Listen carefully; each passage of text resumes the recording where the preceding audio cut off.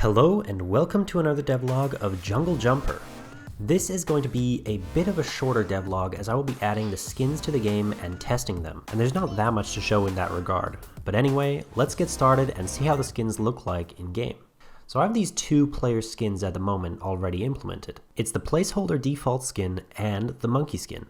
My skin system works by having all the available skins in the scene at once and enabling or disabling skins based on what is currently the chosen skin. This is not a good way to do things, especially if you have a lot of skins, but it's a remnant of when I started this project and I'm not looking to change it. It turns out it won't have too much of an effect on performance since I only have 5 skins, and even with a few more than that, this method should work fine.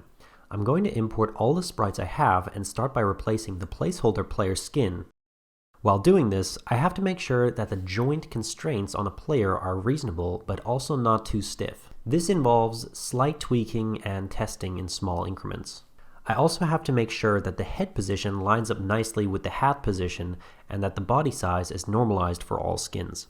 So after adding the default player, I noticed that he blends a little too well with the background, so that's something I'll have to adjust a bit. I think I'll add the skins first and then do tweaking in case I find mistakes with other skins too. Adding the other skins is thankfully somewhat easier since I already have a template with the default skin. I can just replace the sprites and maybe tweak some values to get things looking just right. For the Scarecrow, I'm going to need to add some extra particle systems since I wanted to shed some straw when it moves around. Next is the Ashman skin. Once the skin is in place, this guy also needs some particle systems to shed ash and maybe some little glowing particles. Finally, moving on to the premium skeleton skin. This is a basic skin without particle effects. What I have to do for this skin, other than slightly tweak the position values, is make sure it isn't purchasable unless the player has premium. This is a fairly simple addition though, and I can just get that added quickly. What's cool about my skin system is that each skin can have custom unique behavior at different points in the game. So what I want to do with the skeleton is have its bones fly apart when it hits the spikes. I can do this by adding a script to the base of the skin and subscribing to the death event. The logic can be applied there. Well, with that done, all the skins are implemented.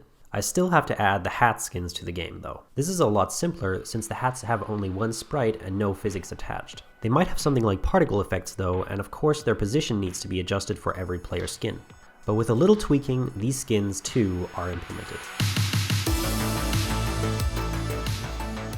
And that is all I have for today. Be sure to subscribe to stay updated with my latest content, and a like is always appreciated. And with that said, I'll see you in the next video.